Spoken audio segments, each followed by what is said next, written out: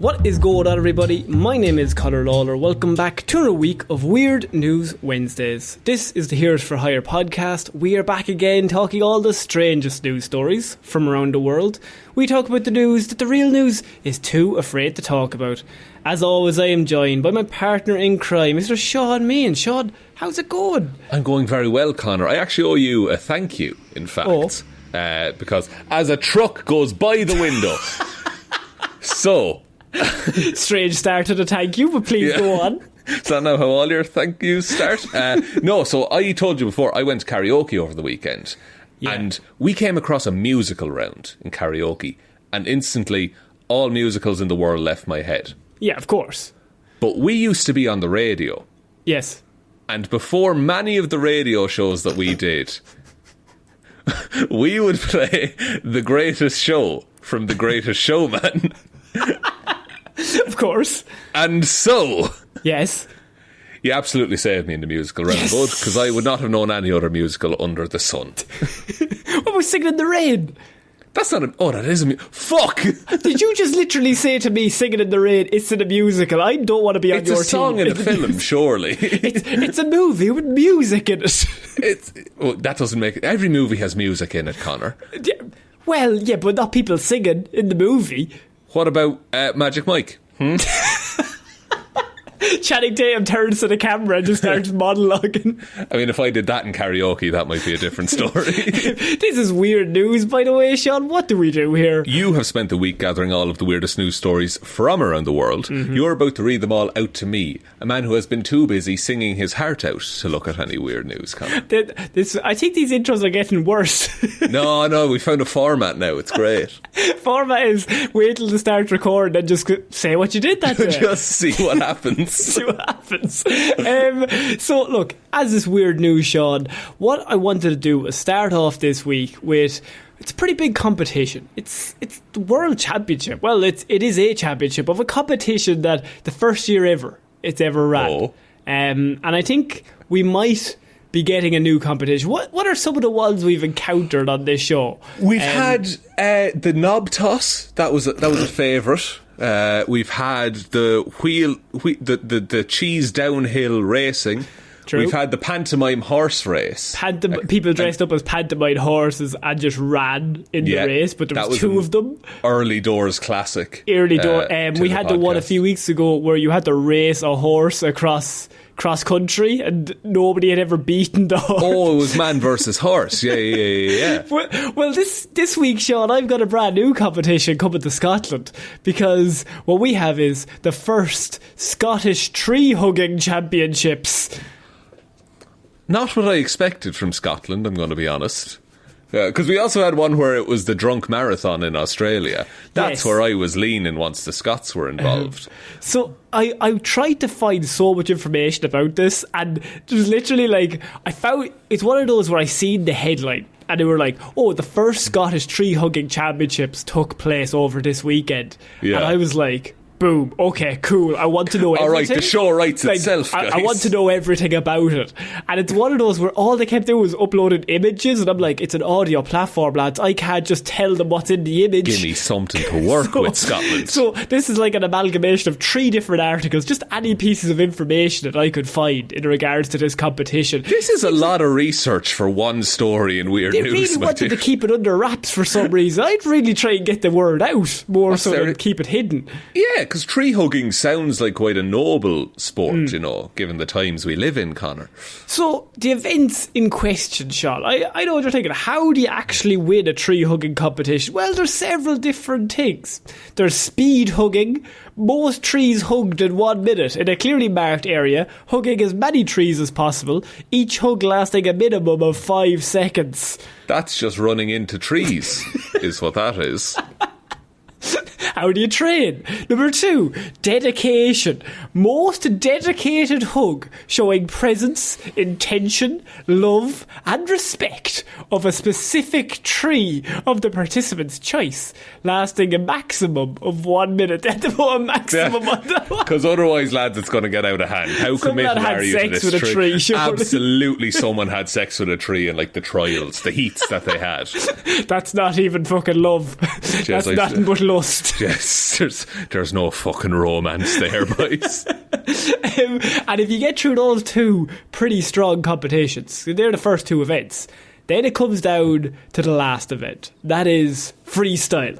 That's most creative hug. Style open to participants' own interpretation. One tree only, lasting a maximum of 1 minute, Shaun. That is freestyle. So, whatever you can think of in a way to hug a tree. How do you freestyle hug? Because I imagine like freestyle hugging a tree would be similar to freestyle hugging anything, in that there's only really one way to hug something.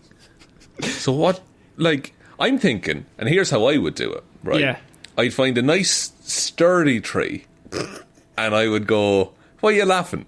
I would go like a regular First hug. of all, why would you find a non-sturdy tree? I want the shittest little twig. But wouldn't that show dedication if you hugged the smallest, most feeble tree, Connor? But that's not in the freestyle competition, Shaun. That's in the dedication style round. Sorry. It's in the dedication round. But the freestyle, I would go like a regular hug, but I'm horizontal. I'm on my side hugging the tree. I'm also 60 metres in the air. It's a very big tree. Could also serve for the dedication round, I'll be honest. So hang on. You're 60 metres in the air up the tree. Yeah. And do you climb up vertically and then 60 metres up change to a horizontal position? I think that's the only way to do it, because otherwise it's a very otherwise you might impersonal look way ridiculous. Otherwise, what are you doing, Shaun? So my response to that would be, that would take serious core strength to like get that twist without losing grip. How are you gonna do that? I'll just be grand, I'll just figure it out. Just be grand, like. Connor, can I not stress how much, like, you're assuming I don't already have this core strength? Yes, I am. Oh, right, okay, because of everything you know about me, of course. Everything I know that you've ever said. I mean, okay, if I can't do my 60 metre in the air horizontal hug, I guess it's got to be an upside down hug, but low to the ground. Oh, that's a good one. Maybe like you backflip into the hug. Oh, but if you fuck it up, you just face plant a tree. That's the problem. You gotta see. This is the thing. So freestyle is freestyle. That's where you get the most marks. And the competition judges, and I love the description that they put in for the competition judges, which once again couldn't find anything other than this one line, which was, the tree hugging championships will be judged by a panel of independent judges who have an interest in trees. Right. So. Okay. Let's figure out these judges then. So, how many judging positions? Say 3? Hang on, there's Louise Emsley, Kate Willis and Nick Goddard. Okay. I'm going to guess what these people's actual jobs are. Okay.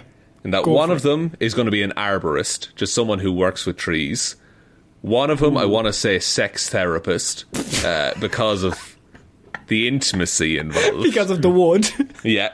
And one of them is like an environmental rights person. Like a Greenpeace style representative. We've got a Green Health Ranger. I'll take that. A Green Party councillor. That's sexy. And Ardnar Merkin. I have no idea what that is. And I have a journalist and nature-based eco-artist. Okay. I think I get full marks there.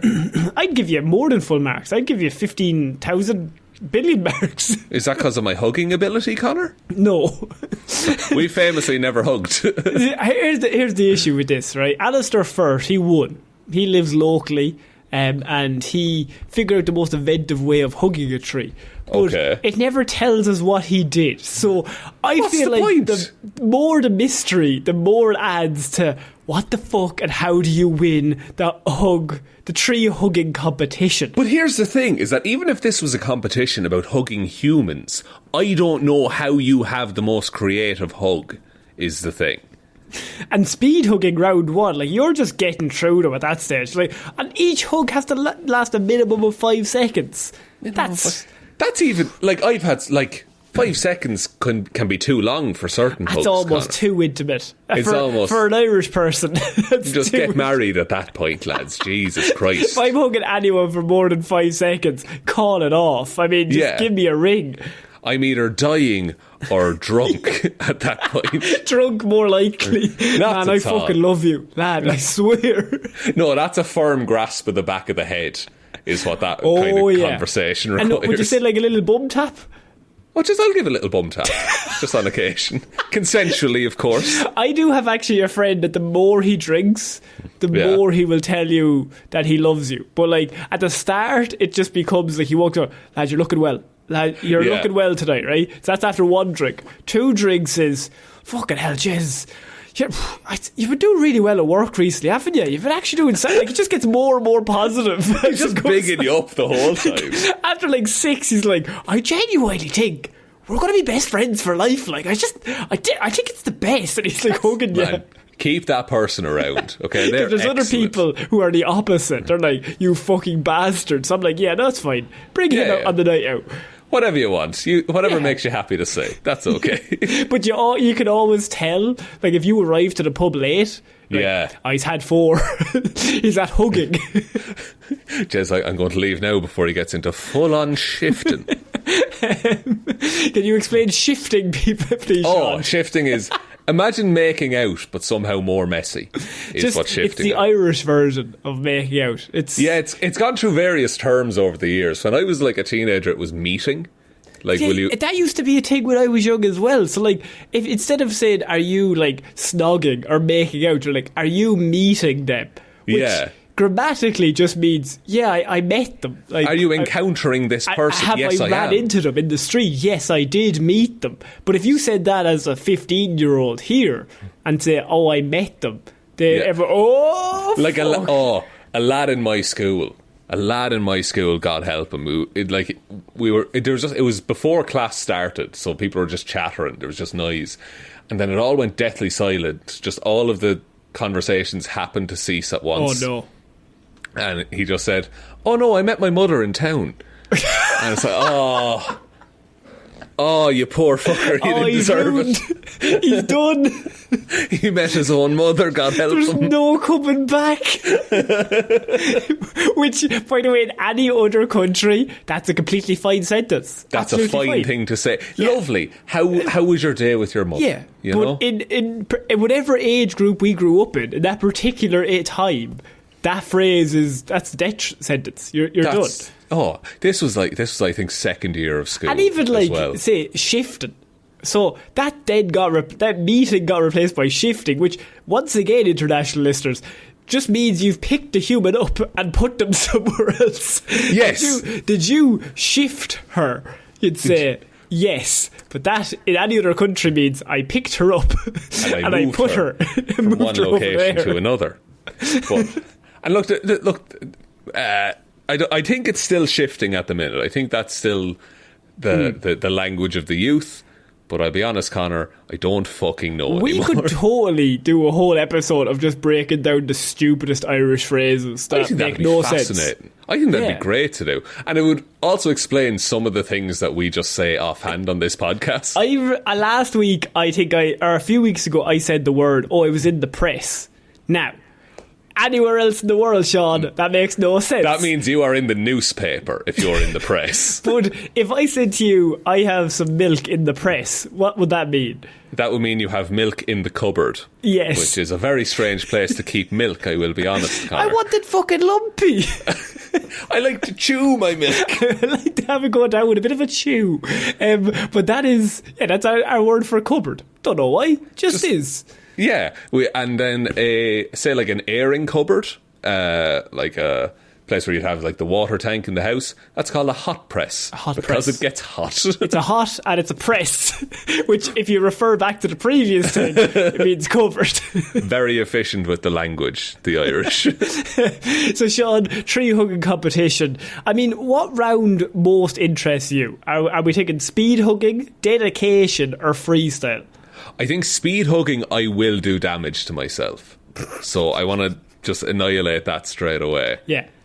Dedication, I think I'll be honest, going into the competition, I know I'm not dedicated enough. Showing presence, intention, love and respect are the 4 things the judges are looking for. I mean, like, that's a lot to show to a tree with, I assume, the whole town watching you as well. You'd feel a bit awkward. Yeah, like public displays of affection aren't my thing anyway, but when it's against a tree and all of the boys are watching. And how do all the crew of my La Familia. How do you even practice? Yeah. You find a tree, I suppose. You find a tree, but I mean, speed tree hugging. I mean, you have to just, like, for all of the 3 rounds, it has to be the right tree. You know, because if you're hugging like a Christmas tree, like a pine, that's needly. You know, you're not going to want that. Why did I hug the nettle tree? First one. And then, like, you hug an oak. That's sturdy. Not a lot of room to work with, though. No. What you're looking for is like a birch. You know, and it's kind of like, it's slightly flexible. You know also, what? Though? I think you could be a good manager for like somebody taking part in this. Like, I want to be like Phil in Hercules. No, you're Adrian. And I'm just coaching, being like, no, you got to really put your heart into the tree. You got to go for the birch, boy. You got to go for the birch, otherwise you're laughing stuff. Yeah, because what I would do with the birch, because a birch, if you do it in like the summer, a birch is full of water. I've told this on the podcast before, but you can like drink from a birch tree during the summer. It's great. You wouldn't though. Yeah, but you would though, because if you're dying of thirst, right? Yeah, but where am I dying that there's going to be a birch tree beside me? Nothing but a hand drill and a birch tree. You are not going to die of thirst. Fully charged. If you have nothing but a fully charged hand drill and a birch tree, you're in luck, lad. You'll also need a straw and maybe a bottle to collect the water. Yeah, because where else are you going to put it? In your hands? No. Well, maybe. You could do. That would be dedication. It's a waste. But I would hug the tree, turn around, stab into it, all the water would pour over me like Maniac 2000. And then I'm winning, you know? For example, a competitor can hug a tree with his legs, while others can decide to hug it while facing backwards. That's not a hug! Isn't the tree spooning you at that point? The tree would be the big spoon in that scenario. See, not big into spooning is different from hugging. Oh, if it's the spooning competition, Jesus, that's a different story. They don't get into a forking competition with the tree, but the spooning competition. Jesus. Jesus, lads. You can't be saying that, Connor. It's a the family show. reigning world champion Stefania D revealed that tree hugging always calms her down whenever she's in turmoil. I feel really great. I did not expect to win 2 years in a row. I use nothing but my own energy and what I get from the trees. It calms me down. She's an Italian woman. So she hasn't used just her own energy then. She's also taking some energy from the trees, she's freely admitted. One of the trees is called steroids. I'm taking the steroid tree in energy. Do you think steroids would make you better at hugging people? I don't think it would make you better. I think... What? You need some, maybe Viagra? You need something to make you more intimate. But if it's a casual hug, Connor, Viagra is not going to make the experience dedication. better. I don't think Viagra would be dedication. It wouldn't help you in the speed round, admittedly. You'd have to run with it. Jeez, there'd be no speed. There'd be no movement at all. Well, there'd be some movement, but... Oh Lord. The 2022 World Tree Hugging Championships is slated for Saturday, August 20th in Finland, Shaun. So we will have an update when the World Championships take place. What are you doing on Friday the 19th of August? Not going to this. Shit. To tell you that. So we're moving on to our next piece of news, Shaun, and this is a big one. And this, I feel like we've talked about a lot recently. Okay. But Bigfoot. You're running out of...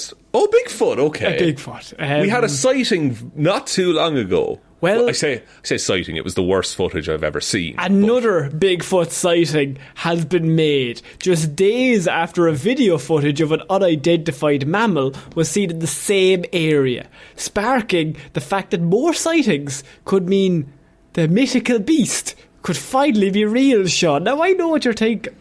all these sightings, surely someone gets a HD image. Wrong, right? Oh, We've got you beat long me to distance. the punch. We've got blur. And by Jesus do we have multiple sightings of things in the distance not quite able to see perfectly.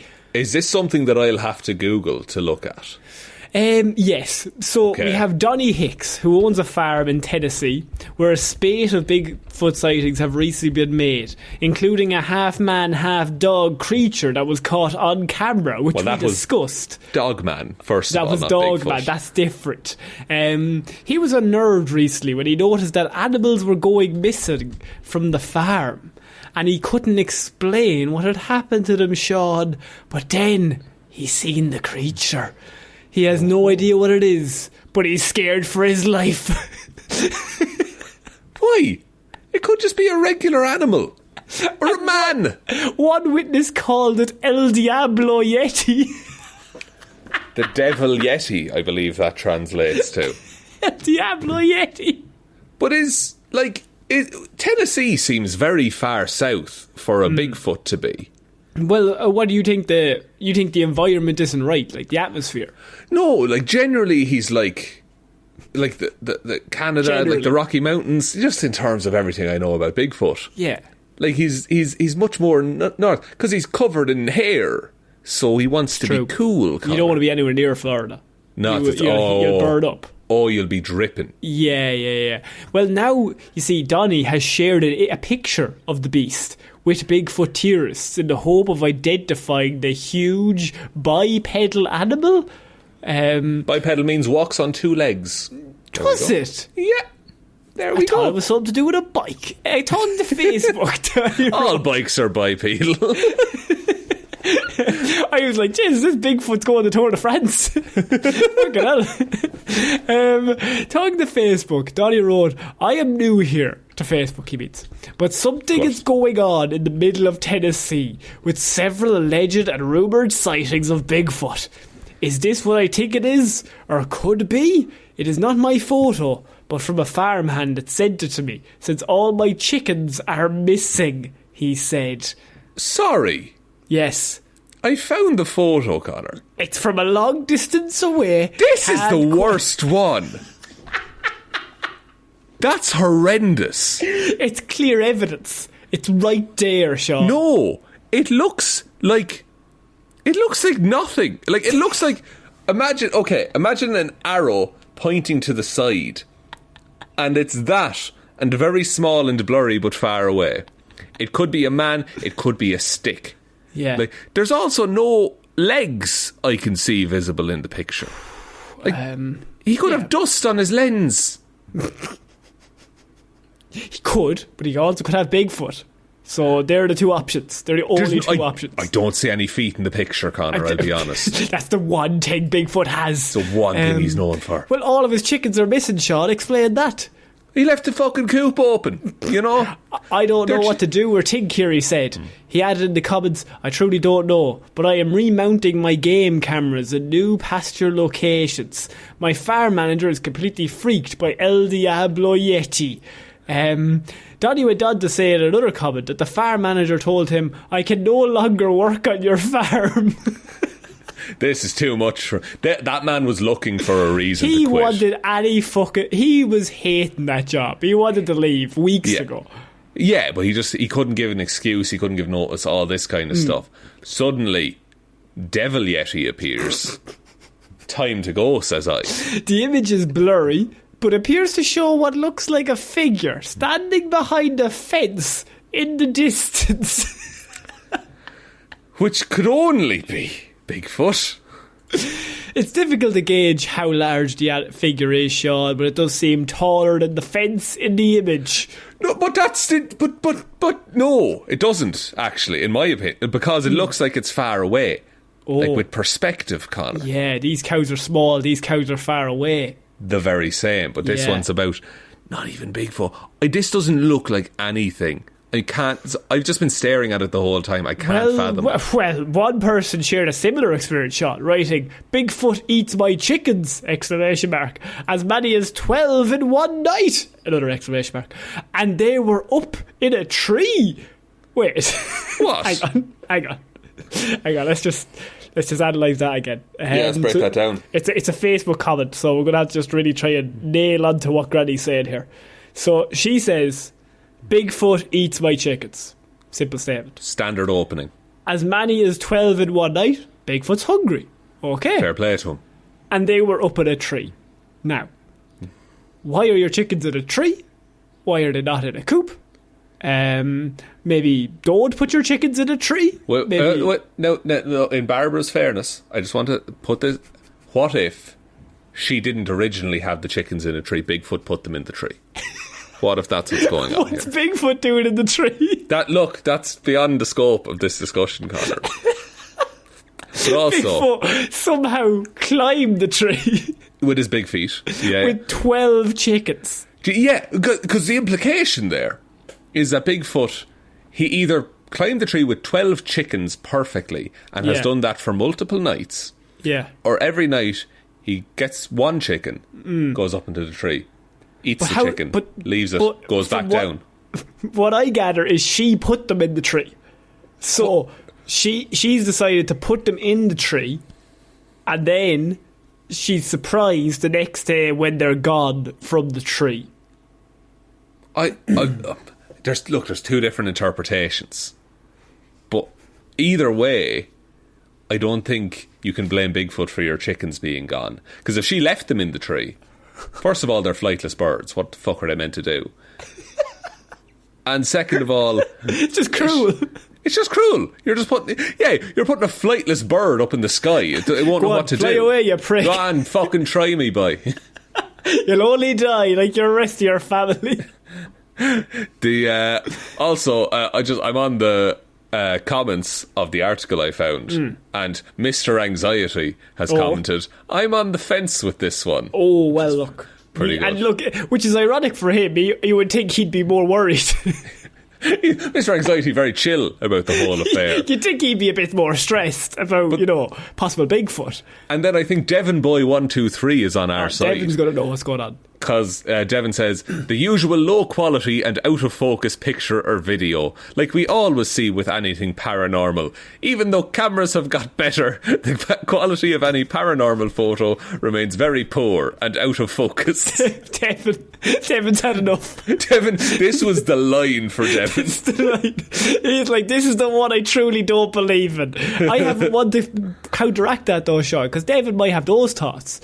But somebody else said they didn't think it was a Sasquatch at all, arguing that it's too small and offering different theories. Well, one of those theories, probably much more likely, is it's something possibly half in another dimension, said another commentator. So they said, obviously, a Sasquatch is too out of the ordinary. It's a bit wild. It's a bit dumb. It's a stupid theory.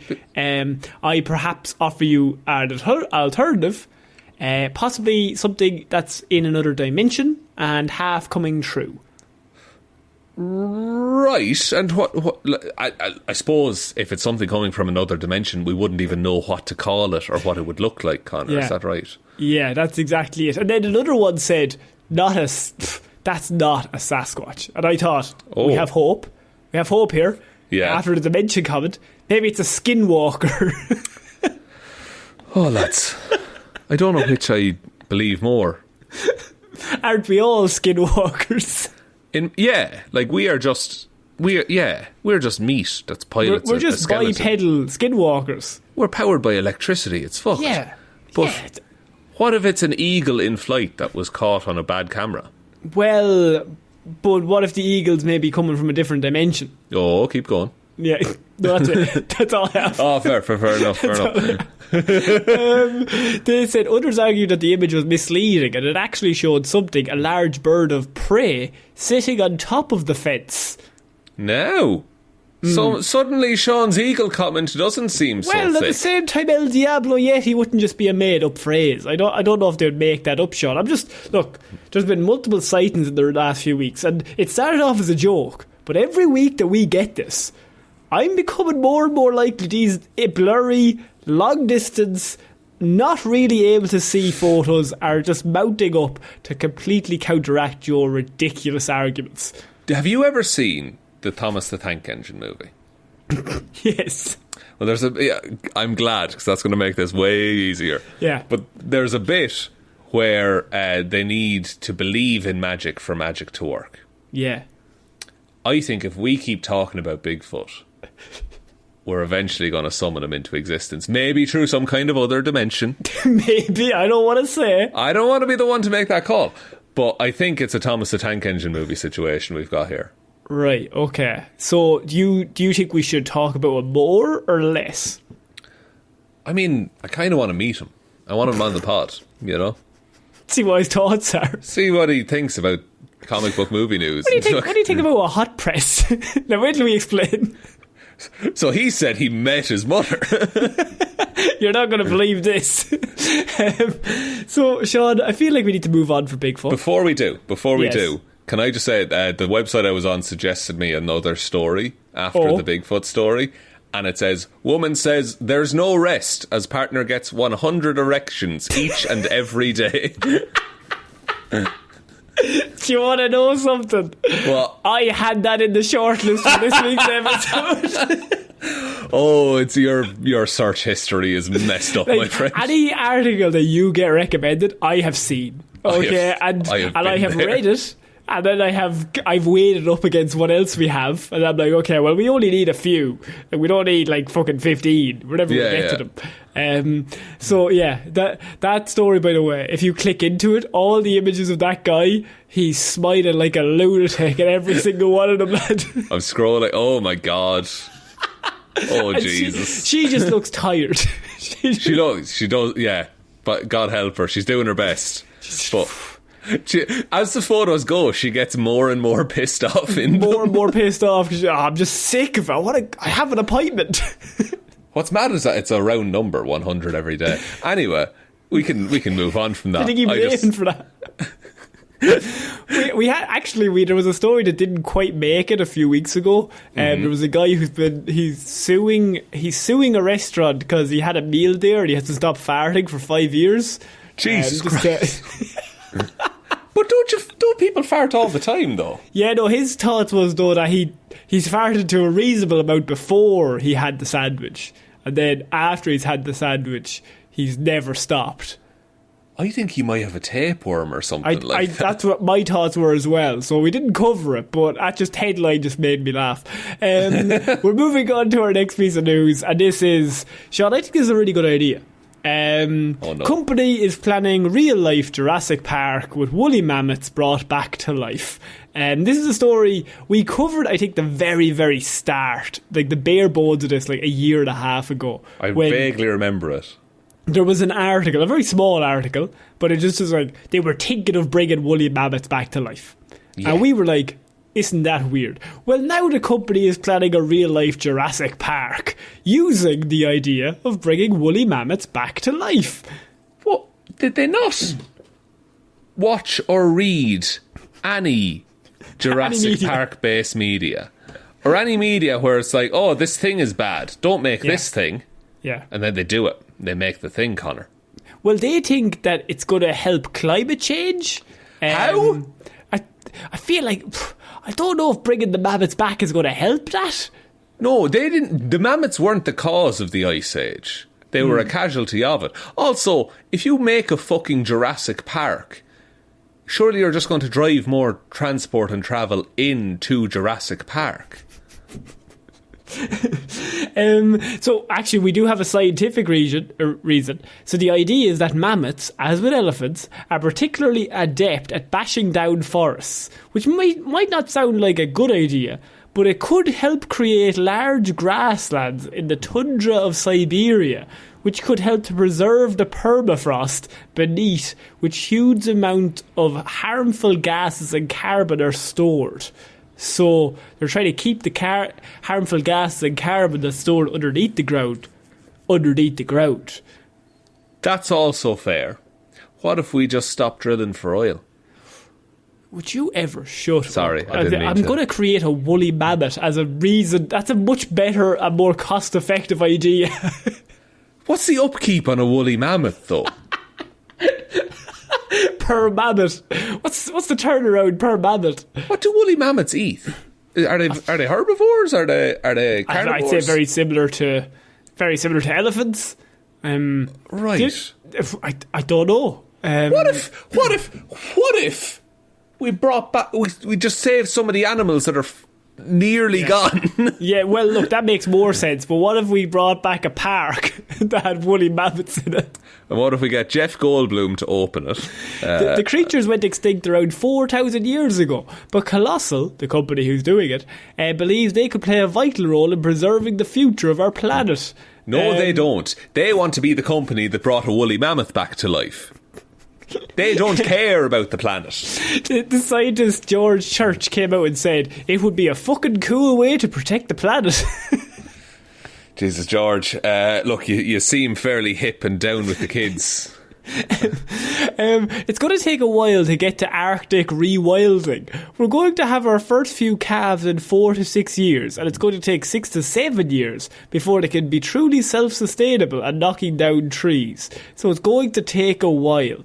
We need to be looking at solar and alternative energy sources. We need to be moving to electric. But, George, my response is, what's powering your lab? Bringing these lads back. I imagine it takes a lot of energy. And if you want to ship them to, the Arctic. Yeah. What? How do you move a mammoth efficiently? Slowly? Why is I'm on their website. Yeah. Why is this the solution to climate? It's to bring a fucking woolly mammoth back to life. There's definitely a way these smart people can use their time better. Absolutely. But they go through this whole thing, and it's a whole website, and it's just justifying their idea of bringing a woolly mammoth back to life. What about, should you bring a mammoth back to life, or maybe just as you said, bring back animals that are dying? There's 4 of them left in the world. Maybe bring a few of them back. Let the Sumatran tigers live a little bit longer. Why not? What the fuck are they doing, though? They're not cool. One of the fucking taglines they have on their website is that the mammoth is almost elephant. What does that mean? Just make more elephants.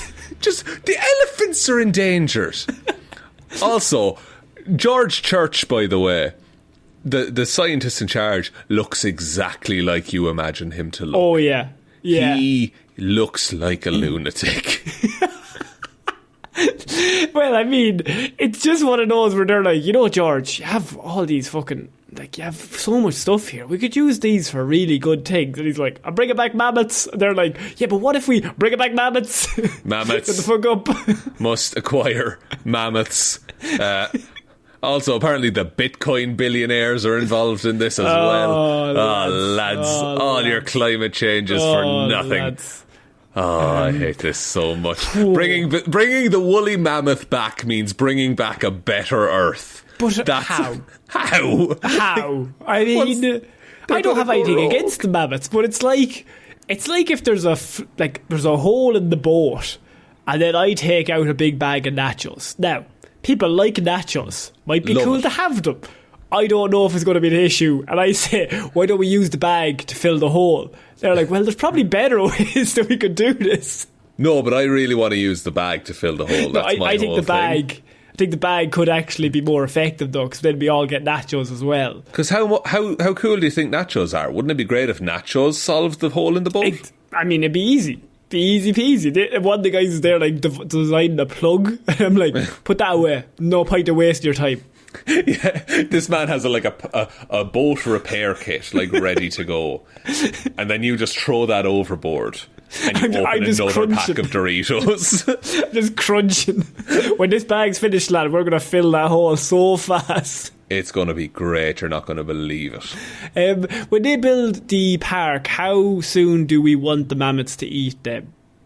Oh, I only hope they go rogue almost immediately. Almost immediately? Would you even give them a week? I mean, I want it to be... No, what I want is the press tour where like all of the like journalists come around to take photos of the park and the founders and the people who brought the mammoths back to life. I want the mammoths to go wild then. I don't want anyone necessarily to get hurt, but I want them that to scene know. from Jurassic World where that random woman gets absolutely fucking destroyed. That woman who was just doing her job. She gets fucking killed. She gets waterboarded and eaten alive. There's a random woman who's like, she's tasked with like looking after the two kids of like the main character, and she's meant to be mean, but ultimately she just seems like a woman in her 20s who's just trying to do her job, and she's not that mean. She's just like looking after them, and then once the dinosaurs start attacking, she just has this death scene that is just like goes on for minutes. Yeah, like a couple of dinosaurs take a turn at killing her. And there's like a big long shot, like it's like Hans Gruber, like the villain is getting eaten, and you're meant to be like fist bumping, but I'm like, this poor woman's done nothing, and she's just getting decimated. And like she wasn't even that bad at looking after the kids. Those kids were shit as well. Oh, they were dickheads. They were dickheads. I was like, I should have died. So Shaun, we got to move on from mammoths to a story of just old shithousery and just love it. Just one of our faves, because I have 79-year-old torches car dealer, decades after dealership sold him bad Jeep. Oh, that's a long time to hold a grudge. Oh, how long would you hold a grudge, Shaun? I mean, it depends, really, because I won't actively hold it, but every so often one will just rile up in me. I'll think about it. Yeah, I'll dwell on it. Do we have any grudges? Between us? Yeah. Just from your perspective. No, not from my perspective anyway. Yeah. I think we're easy breezy. You know, what about you, Connor? I'm interested to hear. So, 79-year-old man... Oh, right. No, I don't think so. Good, I'm glad. No, I think we're good. I think we're good on the whole rivalry. The old grudge front. Yeah. A 79-year-old man is facing 4 counts of arson in Indiana after torching 4 cars at 2 car dealerships, officials say. A man is accused of setting fire to the vehicles. The 79-year-old is obviously charged with the 4 counts of arson after he was seen on video around 1 a.m. at the O'Daniel used car lot in Fort Wayne. The man told the Fort Wayne Police Department that he started the fires as revenge against the dealership, which he said sold him a Jeep with a bad motor and refused to make it right in 1986. I mean, so he would have been 40 years young. So he would have been about like 35, 40 kind of age. Yeah. I mean, look, that is tough. I get why he wouldn't kick up a fuss. Like, something very grim. But I have a feeling this old man might be aware of the fact that he's 79. And I think he just wants to settle some scores before he goes out. Well, here's the thing, because his next line to the police, when they obviously said, well, why did you do this? And he's just like, it was time for the chickens to return to the roost. What a cool fucking man.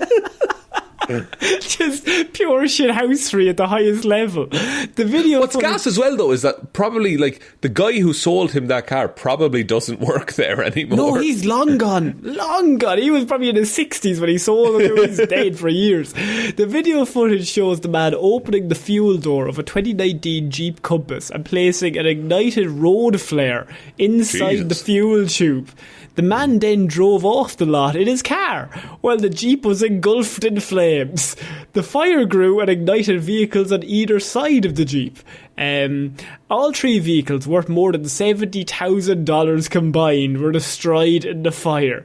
After leaving the used car lot, the man drove to a second O'Daniel dealership in Fort Wayne. He wasn't just happy with the one. He's after the family, like. He wants to ruin them. He was going for La Familia.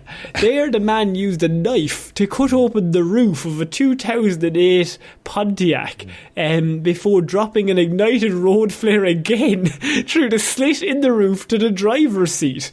The flare caused the driver's seat to catch fire and created heat and smoke damage to the car's interior. The damage was greater than over 12 grand on the second one. Jesus Christ. Damage of 12 grand on like a 2008 Pontiac. I mean, also, how does this man have such easy access to road flares? He's been gathering them for over 30 years, Shaun. I mean, You're suggesting that this has been planned for 30 years. I'm thinking he's waiting. He's been waiting for the right time. He decided last week, no, I'm going to do it now. I think at this point, he probably got maybe news like Gran Torino. Like, he gets news that, like, he's dying in weeks. Like, you've only got weeks left. And he's going to Gran Torino this, and he's going to just take out his enemies before he goes. Going to literal blaze of glory, I suppose. Yeah. The man told officers that shortly after purchasing his Jeep in 1986, he placed Loctite, super glue and another accelerant in the door locks of cars on the O'Daniel lot. While watching the footage, the man identified himself to police and said he was upset that he did not get to watch the fires that he had set.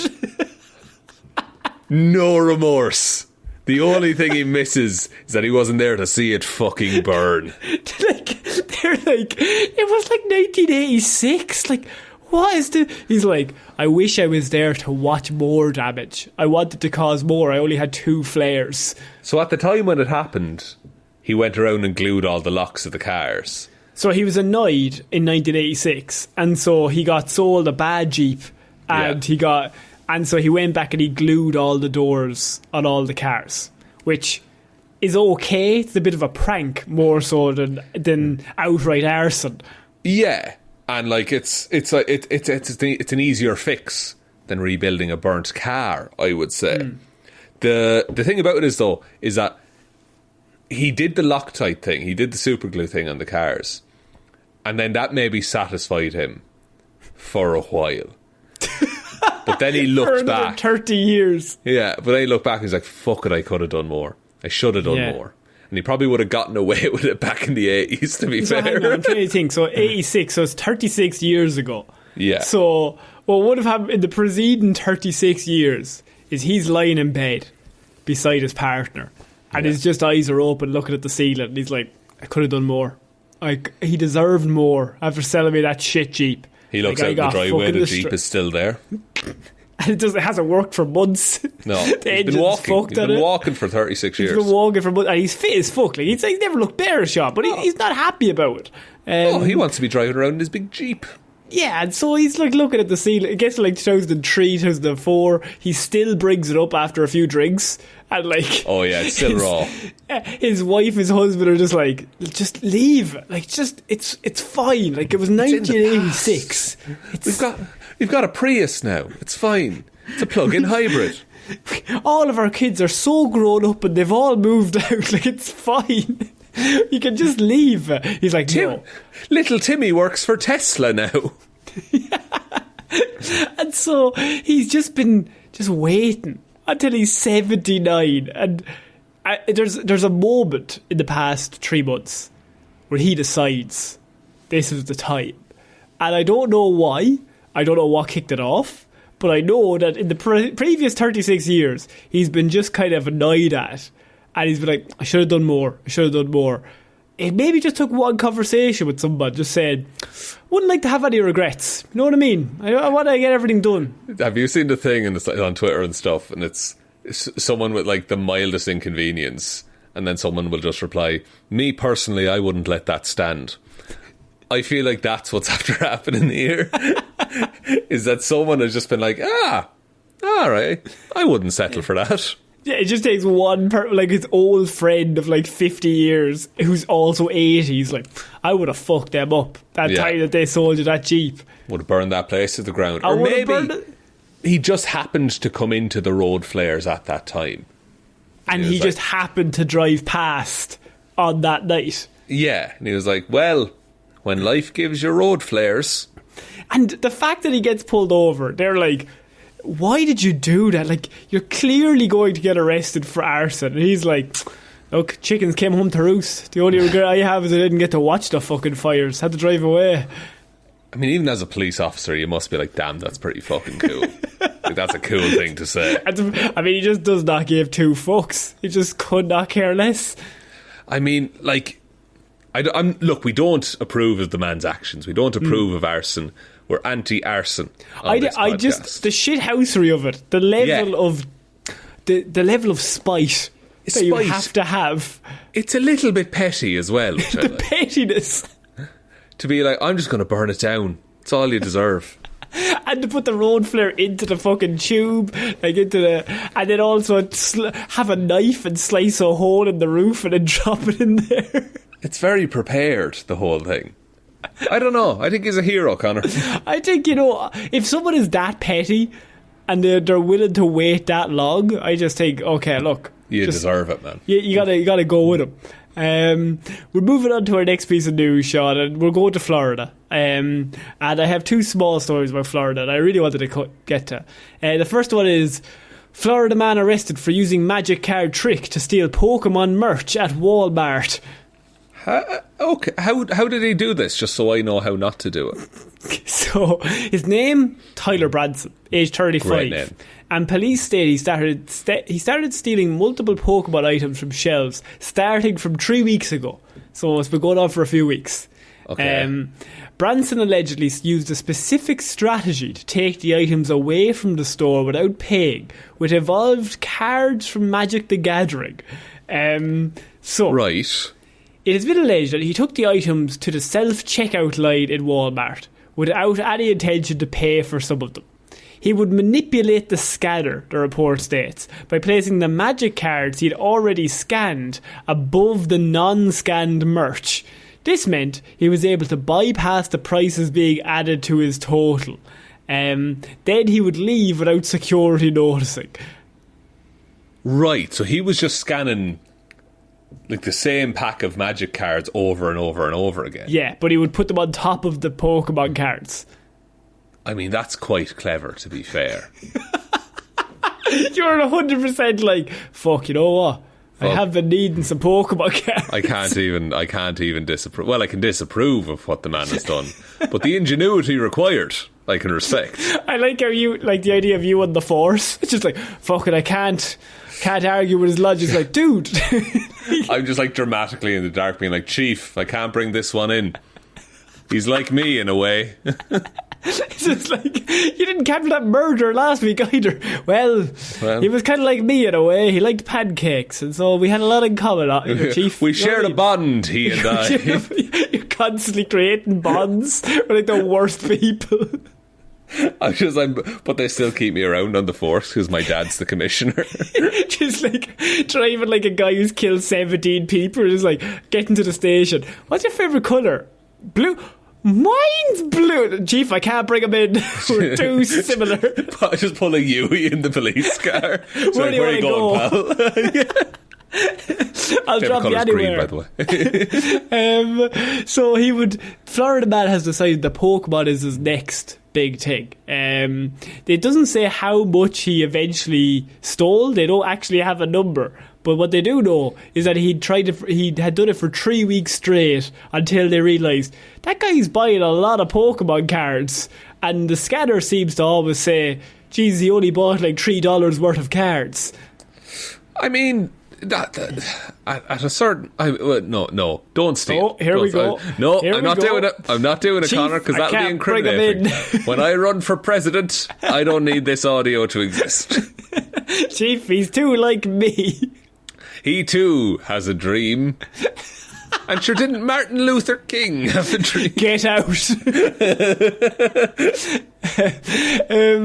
I think we should move on to our last Florida man story of the day, Shaun. Okay. Is he like me at all?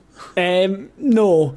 Citing Red Bull addiction, 2 Florida men arrested for allegedly stealing energy drinks, leading Las Vegas police on chase. Okay. Couple of things about this. Number one, I am a devil for a can of Monster, I will say. Know. Yeah. Number two, how are they going to chase him when Red Bull gives you wings? 2 very good points. 3, Florida man is in Vegas, so he's gone to Vegas. It's true. And he's been taken out of Florida. He's lost the run of himself, Connor. If you will. 2 suspects were arrested after allegedly stealing Red Bull energy drinks and leading the Las Vegas Metropolitan Police on a high-speed chase. Eugene Davis and Angela Sharp face multiple charges of robbery, burglary, conspiracy to commit robbery. Why do you have conspiracy to commit robbery and robbery? Surely... Because you would have planned beforehand to do it. Right, but if he committed the robbery, surely there's some planning to... okay. It's kind of like frowned out, like, because it's like, fucking you put 2 weeks of work into this, you know, that kind of way. They also got done with attempted robbery, so... Okay, I mean... So they've got robbery, conspiracy to commit burglary, and attempted robbery. Maybe conspiracy to commit is like you've conspired with someone else to be a part of it. Oh, maybe, yeah. And the attempt one makes no sense to me. and disobeying a police officer after their 4 separate theft investigations and a high-speed chase over the span of a week. According to police, the first incident took place on July 15th at a Smart & Final store on Charleston. Workers reported that a man tried to steal 20 cases of Red Bull. The male suspect reportedly told the worker not to approach them and that he had a gun. Workers let the couple go and then later called the police. Yeah, you're not going to risk your life for Red Bull, are you? 20 Red Bulls. 20 cases, to be fair. So like, is it 20 cases of Red Bulls? So 6 Red Bulls a case, have we said? Yeah. So like 120 individual cans of Red Bull. The second incident took place on July 18th at a Costco on Decatur. Police said a heavy-set black man had a cart full of Red Bull, a Dell laptop and a security camera in his cart. A loss prevention officer spotted the man trying to leave the store through a fire exit without paying. The arrest report said when the officer tried to stop the suspect stopped wheeling the trolley, turned around, took a fighting stance and said, "You want some of this?" No, I do not, sir. Also, loss prevention officer is a wild job title. Yeah. When Florida man is concerned. Because you've already lost in many ways. There's no way you're winning that argument. Where you go with them, bud? Do you want some of this? I'm sorry. What the fuck did you just say? I am willing to kill you, me and everyone here to steal these Red Bulls. Oh, you're about to lose. You value your life. I value nothing, only Red Bull. I give no value to anything in this world, Your Honour. Except for the things I want to steal, and at that point I'm willing to do anything. The suspect then apparently struck the officer with an elbow to the stomach, and a fight ensued. The suspect reportedly threatened to shoot the officer as a female driver pulled up in a vehicle and the suspect got in. The suspect didn't leave with any merchandise, and the loss prevention officer got photos of the suspect and the vehicle. Oof. Not great in terms of a getaway. Did they get through the 20 cases of Red Bull? They must have. In the 4-day interim between the 2 robberies? They must have. That's insane. So, because, they needed more, Shaun. But that's like 30 Red Bulls. So between 15 Red Bulls per day. Yeah. They're just shaking, I can only assume. They're vibrating. I mean, surely they'd be better at robbery then. They'd be like surely the you Flash. could just vibrate through a wall. Yeah. And then steal the stuff. Just become incorporeal and just go in and rob your laptop. On July 20th, a black woman entered a Costco store on Martin L. King Boulevard around 11 a.m. and loaded a cart full of Red Bull cases once again. They have a team they want to get across. Workers said the woman tried to push the cart out of the store without paying. One of the workers tried to confront the woman, who pushed past her and started running. A man pulled up in a vehicle and started loading up the car, and they drove off. I mean, they've got it down to an art at this point, but they are very energised. You're never going to catch them in a race.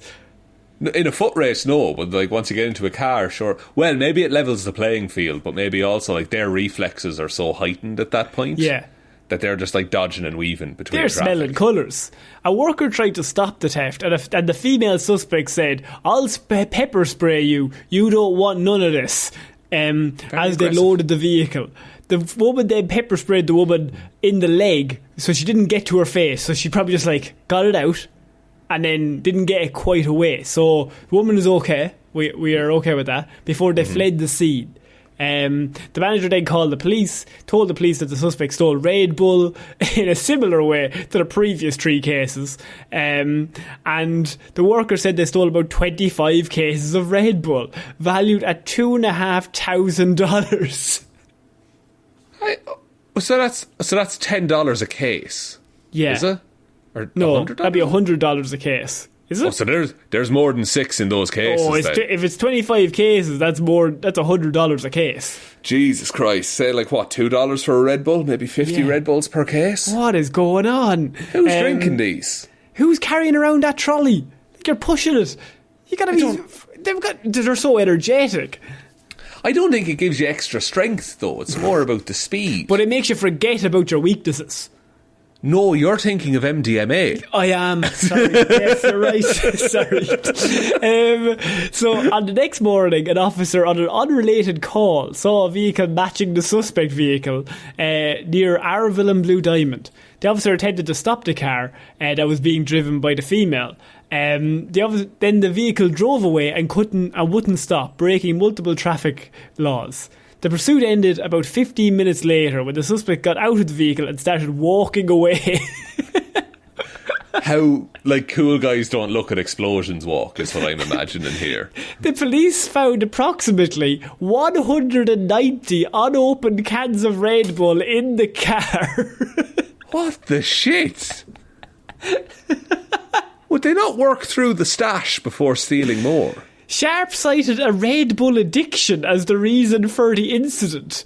They also reportedly didn't admit to the other theft incidents. So they only admitted to the one that was the previous day. The one that they got caught on, basically. Yeah, but they weren't admitting to the rest of them, even though they clearly did them. It matches their MO very closely. There's only one person. There's only 2 people going around doing that. Davis, however, did not talk to Sharp, as they admitted to all 4 incidents, but said the violence that happened after the thefts was to defend themselves. And they also said they had an addiction to Red Bull. Is it that addictive? Maybe. I guess so. Probably is. But yeah, but also, I mean, is it that addictive to... Like, it's not MDMA. No. I would say that like, what would be the side effects? I suppose it's a lot of sugar. You come off that. I can certainly see a dependency, you know. Like, but 190? Oh, no, that's a bit far. That's a problem. Like, that's a thing going... But it's not like cocaine addictive. It's... like, at some point it has to lose... its powers. But, well, that's the thing, and then you have to up the dose. Then you got to up the dose, so then you're drinking more Red Bulls. Drinking more Red Bulls. Like, I mean, I don't, like, I'm trying to think of my own caffeine. I love, like, a cup of coffee and a Monster per day. Like, that's... The can of Monster a day, lad, that's too much. Not every day, but most days. A lot of days. See, you've gone back on yourself. That's a classic addictive person. No, it's not stop every day. Like, whenever. You can stop whenever you want, but I'd like you to stop now. Nah, it's the sugar-free Monster. It's fine. That's worse, because then it's just pure glucose. No, it's pure caffeine, man. It's great. I had a Red Bull once before a match, and boys, I was ready to go. Well, when that first whistle went, I was like, I'm into it, because I don't drink Red Bull, so I was like, I think I was tired. Hit you like all at once. Like I was tired. I think I hadn't got any sleep, and then I had a Red Bull before the match, and I was like, I am willing to run 700 miles to win. We had to do a presentation in college once, and I had an Americano, a double espresso, and 2 cans of Red Bull before the presentation. I know, and I sat back down, and one of my friends was just like, I couldn't understand a word you just said. You breezed through that. That was meant to be 20 minutes. That was like 7. Just mumbling. Just completely you're not even saying words. If you slow me down, it was a great presentation. Yeah, but you'd gotten through 14 minutes and 6. Yeah. It was like watching a YouTube video on 2 times speed, basically. Shaun, I think that's it for this week's Weird News. What a week, Connor. Would you like me to take us out? Yeah, please. Thank you, everyone, for listening to this episode of Weird News Wednesday. We will be back on Friday with Hero or Zero, Monday with Movie Mondays, and next Wednesday with another episode of Weird News Wednesdays. Big thank you to everyone who supports us over on the Patreon. That's patreon.com/Heroes for Hire podcast. Link to that in the description. And shout-outs, of course, go to watch the Yes and 24-hour DnD Charity live stream starting 12 p.m, 27th of August, New Zealand Standard Time. Waffles will be DMing. Ciara Lawler, David Clarke, Ed Ball, Joe Burney, Róisín Chunky Lobes Palmer, Ryan Technically Fine Evanson, Shaun Chuck in the Wash and It'll Be Grand Jamieson, Dominic, Jessiah Florida Al Green, Anna Hjelmroos, Lil Dicky I'm from Colorado and have pushed a peanut up my nose. Not pushed a peanut up your nose, pushed a peanut with my nose up a mountain, but you don't hear me bragging McGrew. Jeez, I got through that one. Yeah. Danny McLaughlin, Ray, The Fabulous Frogman, Sam, Michelle Browne, Michaela Doughty, Sackman41, Frost and Buster. Thank you all for the continued support. You're absolutely brilliant people and we really appreciate you all sticking around. There are other ways to support the show. You can go to the merch store link below, heroesforhire.ie/shop. Twitter is at Heroes for Hire Pod, the 4 is the number 4. Facebook is Detective Divilment's discussion group. Instagram is Heroes for Hire Podcast. And the best way to ever help out the show is to tell one human being that we exist.